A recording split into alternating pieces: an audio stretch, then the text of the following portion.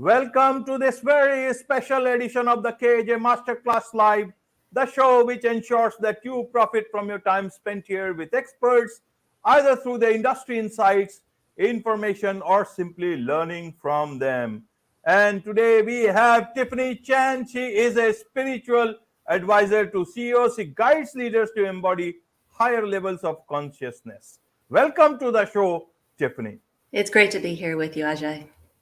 You are welcome to the show. You are welcome to India in this online form.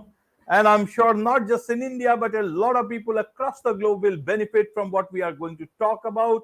We'll talk about leadership and spiritual growth. Both two different things if we look at it, how the world is moving, but we'll try to bring them together through you. So, my first question to you is to understand, Tiffany, who are these leaders who are wanting such advice from you? I am actually very intrigued to understand about that there are many leaders who want to explore their spiritual side. What is it that lead them to explore their spiritual side? Is it too much of money? Is it too many problems that they have created for the world, and then they want some solace for themselves? I want to understand all the good part and the bad part of it all. Who are these people? Sure. So let's begin here. We are multidimensional beings. So everyone, regardless of whether or not you consider yourself a leader, I personally believe that everyone is a leader, but everyone is composed of mind, body, spirit, soul. And there comes a point in everyone's journey where they hit some sort of awakening, whether it be a divorce, bankruptcy. In my personal case, I got into a physical car accident. Some people may achieve burnout. And then all of a sudden, these leaders are like, there's got to be a better way. There's got to be a better way. And by the way, the ways that I've been perceiving the world with just my brain is just a part of who I am. And I also recognize that there's other ways of engaging in the world. And I'm really curious about that. And so a lot of people come to me because they've hit that WTF moment, whether it be sort of like hitting that wall, right? Because people in leadership positions, speaking as one, can be quite stubborn, or they're also achieving sort of like that leadership edge. What is that thing that will give me heightened performance at work? And the thing of the matter is that all of us have a natural ability to be able to sense into the unseen realm. It's just a matter of being able to fine tune those particular abilities, those skills, so that you can be able to sense and see what not only is what is going on in a deeper, clearer way, but also to be able to anticipate the future. Right, right. Well explained, Tiffany. Now, if we think that almost everyone is a leader, let's look at the things from the people who have got the designations as leaders, Sure. either world leaders, country leaders, business leaders, whatever leaders we are. Individually, yes, we are all leaders in, and individual incidents can be different, and that is very much understood. People rise from those situations, Yeah. try to understand themselves, and move to greater heights. That's one thing. One is the business part, one is the country's leadership, or anyone. You have worked, 20 years of global experience working closely with CEOs, heads of state, Yeah. civil society, recognized as global leadership fellow at the World Economic Forum, and you hold an MBA from Babson College. I did. So from MBA to spiritual advisor to CEOs. So in that backdrop, I want to understand, you see, the world is in crisis. We have got two wars going on. One is the Ukraine and Russia. Yeah. The just recent one is the Israel and Hamas Palestine. And amidst in the, if you look at the corporate world, we have just come out. We are trying to find a way out of the Great Resignation, quiet quitting. Leadership is in crisis. Help us understand who should seek spiritual, understanding for themselves. The general people or these people whose job is to execute things so that people find solace in their lives. I want to understand what is it that if they see, even if they search for spiritual growth, how will it actually impact the work situation? Because if they were seeking the right path, things would not come to this this particular state of affairs? I want to understand from that perspective from you. Ajay, I completely agree. The fact of the matter is that, my entire career, I've dedicated myself towards leadership. I've both worked with high level leaders. I've been in the room. I've been in the table. And as you mentioned, you're very kind to enumerate all the places that I've worked, particularly at the World Economic Forum. And I'll tell you what, this isn't new. This whole concept of like spirituality, this new spiritual angle, it isn't new. The fact of the matter is that practices like mindfulness, meditation, self-awareness, those have been in the business lexicon for the past 10, 15 years. People like Ariana Huffington, Mark Benioff, who's the CEO of Salesforce, all those folks have integrated these perspectives into business. This is not something that's like new. We're just taking it a step further and saying, okay, listen, we have the ability to not only calm our physical bodies in service of having a very clear mind, of being able to execute and make wise decisions. What's the next step beyond that? It's to be able to see, sense energy, to be able to be aware of where spirit, however you want to call that, God, spirit, source, spirit, energy, the greater fabric that is connecting us into like this unity consciousness, where is that pointing us? In what ways can we move from this reactive sort of knee-jerk reaction that is happening at the highest levels and move to responsiveness? In what ways can we move from compassion and empathy as opposed to retaliation? It is my belief that at the highest levels, this is where this is needed the most. And at the same time, this is not new. This is just being able to do this in an integrated fashion in a way that is not separate and a part of, that we do just in the mornings, just on the weekends. This is something that we're actively participating as we are leading. Absolutely, absolutely. Let me ask you in this way. A lot of these leaders, uh, initially for them, it's not less about the purpose. I mean, there are many, many good people there. Even those people who lose their way, they are good people. But when you see those shiny objects, especially when you are young and you have that leadership position, that designations that make you feel like a great leader, you forget about, purpose. You forget about purpose. You only remember about profit. And then that is where it all starts. What is it then that they want to achieve this consciousness from? Most of your life you remain almost unconscious, Yeah. trying to move away from yourself. Your job is to take care of your employees. As a leader, your job is to take care of your countrymen. You don't do that. Most of the time, an elected leader, several of them, they just want to get re-elected. A leader, in terms of, if you look at from the workplaces, toxic workplaces have cropped up. Sure. And now I want to understand then, what is this spiritual growth about? You talk about lead with courage, love, and compassion. Sure. Empathy has gone out of our workplaces. You don't have to find it out from the universe. It was born. Empathy was a part of you. Absolutely. You threw it away. I agree. It away. So how do you actually, it is a very challenging job for you. How do you bring something to someone which is an intrinsic part of it, but they are not realizing about it and they are seeking it outward? I ask this question in a way so that, I get a much more clearer answer for the audience. Why, I've been into, media for quite a long time. And many times I have seen, that a lot of people, after they start losing power or going out of power, they realize all the good things about life. And that is not realization. That is actually you are trying to find a new role for yourself. Correct. So that it's like a chameleon, you are trying to change colors. I want to understand the good leadership, the good people who are trying to attain spiritual growth, and the not so good people who are trying to, find a new path for themselves? I want to understand in that backdrop. Sure. I'll start here.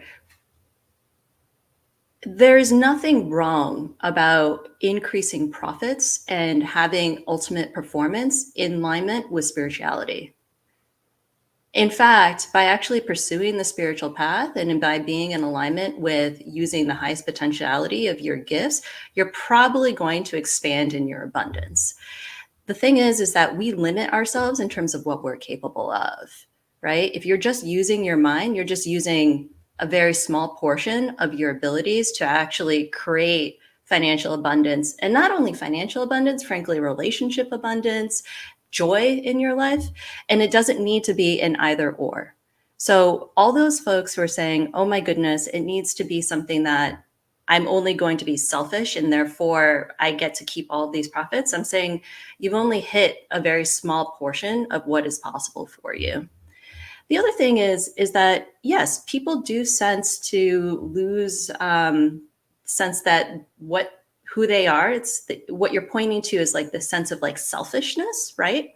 And the fact of the matter is that drips down to everyone in your organization. That energetic layer, those sort of like particular ideas, selfish behaviors, that actually goes out into everyone that you're leading. So if you're wondering, like, why isn't my team actually performing to their utmost?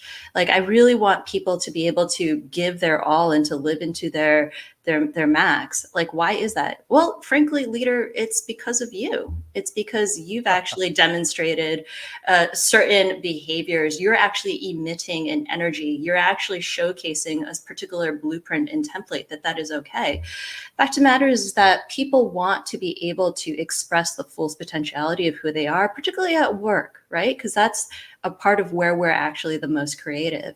And so when we give ourselves permission as leaders to have that self-awareness, to actually take responsibility for the ways where we've actually been selfish, where we've actually just kept that very narrow aperture, and actually saying, hey, listen, when I'm actually investing in my own healing, it actually ripples out to those within my senior management team, within the larger organization. And I say, leader, it's really up to you. If people are not mercenaries, when they come to work, they're not people who are just here to like do the deed and then buzz off. They really want to be able to invest themselves. But that actually begins with your owner work and with your ability to actually demonstrate that, frankly, that you're taking responsibility.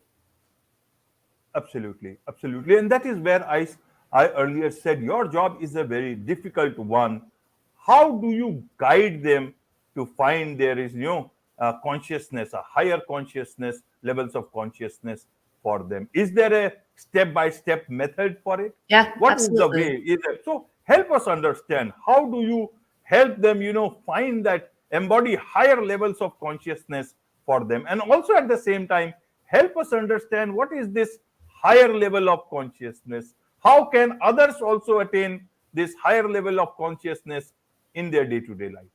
Yeah. So everyone is like a walking, talking antenna. We're all connected to source. We all have the ability to sense and see into the divine, whether or not you call it God, spirit, source. I don't really care.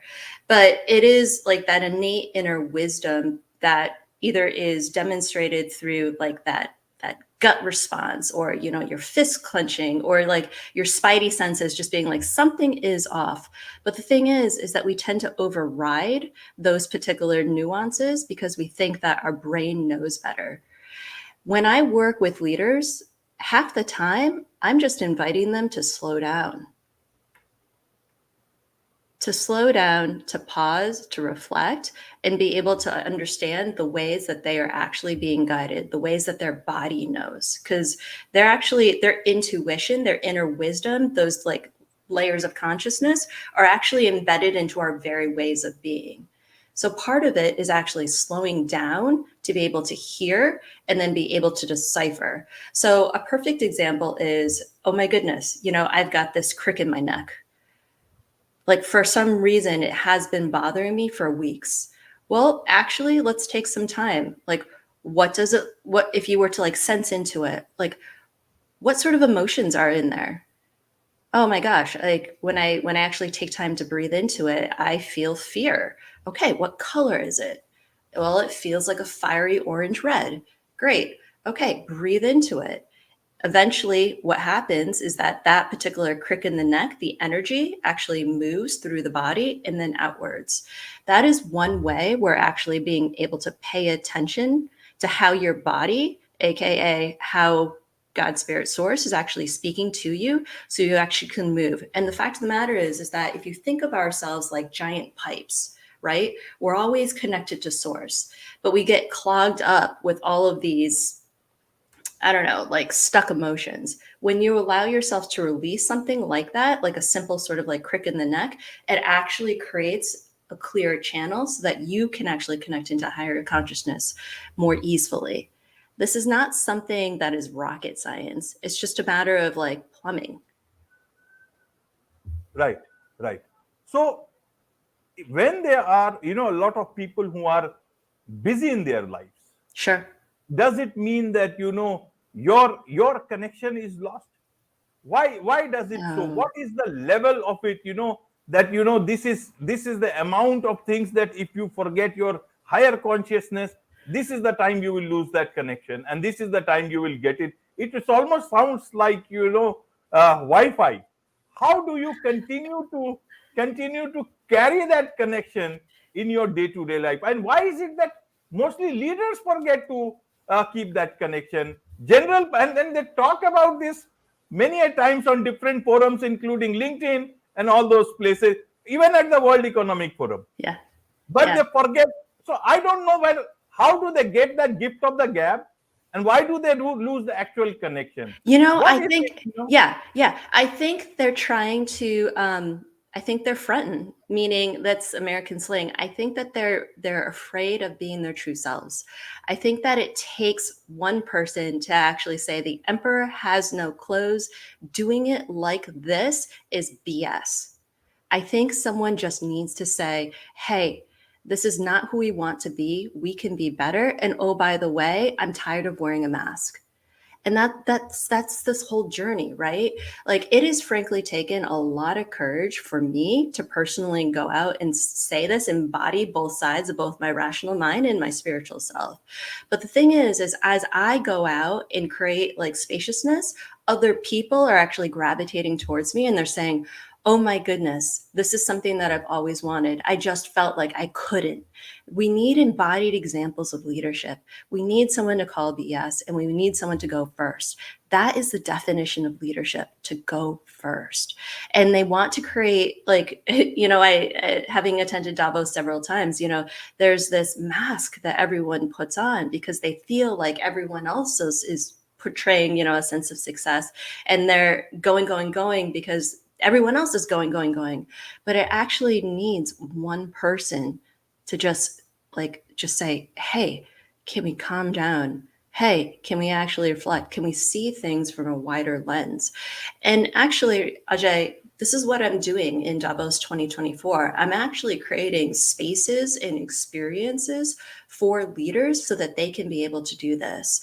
I'm creating safe spaces where leaders can take off their masks, connect with each other on that truer, deeper level, and where no one's pretending to be anything that they're not. Because that's what we need. That's where real connection comes from. And that's how we can connect with higher consciousness, but from a collected angle. Right, right. Let's give the benefit of the doubt to a lot of people.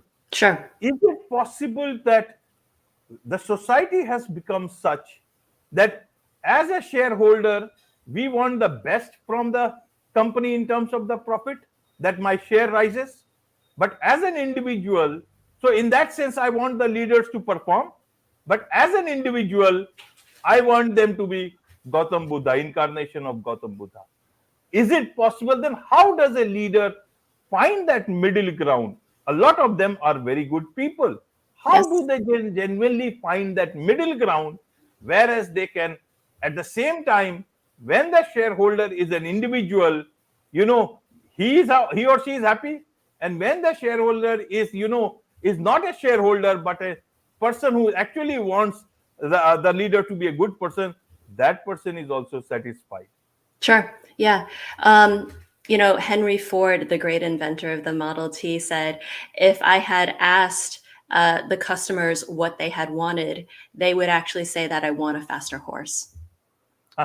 Right, because if you look to the crowd, they're always going to say, we want more money, we want like the share prices to go up, which is true. I mean, business is business, and we're all here to create financial abundance and to be able to live a life that is resourced, right?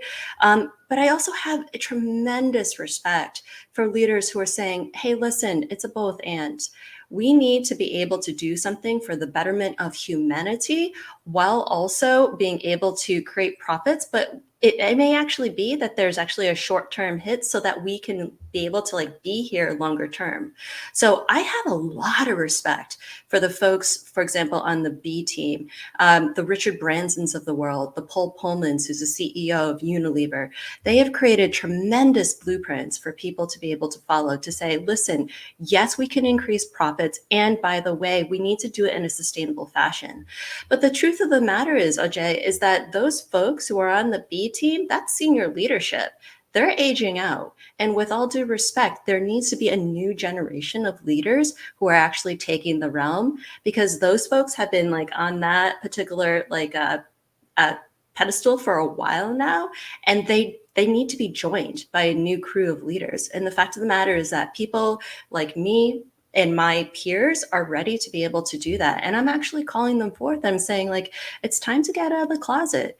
You know that this is real. You know that you've actually experienced heightened awareness and made better decisions and felt more energy and been able to like collaborate with your team in a much better fashion as a result of being able to refine your extrasensory abilities. Let's actually take a stand for this, because the next generation of leaders are ready, and we're here, and it's needed now. Absolutely, absolutely, Tiffany. Tell me this: in are you able to truthfully, genuinely tell them about what is the issue with these people whenever they come to you? Do you get that freedom? Are they ready to listen, or is it that they just want to get themselves free of guilt or whatever their problem is? Ajay, first of all, I wouldn't be in integrity. And then second of all, they come to me because they want to hear truth. The fact of the matter is that as you're ascending on the leadership ladder, there are like less and less people who can actually tell it to you like you're straight. The fact of the matter is, I don't care. I just don't care anymore. There was a point in my life where, I wanted that responsiveness and I wanted people to like me, but the freedom that I've experienced from actually decoupling myself from that of like ego has been incredible. And as a result, I'm able to actually speak to person soul to soul, spirit to spirit, human to human. And in that way, I'm actually able to call them forth. I don't believe in calling people out. That is an aspect of shame, but I'm able to see the truth of who they are, their potentiality, how they can be better in service of humanity. And I call that part forward. And that's why they come to me. Wonderful, Yeah, wonderful. In terms of their transformation for individual as an individual, sure. what sort of transformation comes in? I'm sure there must be many cases like this. What is it that changes after they are able to talk to you and get their own level of consciousness that they wanted? Sure. Well, on a superficial layer, they're more efficient because they're more aware of where they're leaking their energies. They're more effective at work because instead of being able to like manage all of the different particles in their life, they're actually focusing their energies like a laser beam on the things that matter. Frankly, they lose weight because they're less stressed, right? And That's a good thing. they're not necessarily like eating random stuff all the time, so they're actually more aware. Frankly, their teams are happier because they're more pleasant to be around. So they're not just like spewing their energy and like actually being angry all the time and being a really nasty person to work with. So that's the superficial layer. If you're going to go a level deeper, there's a softness that I encounter.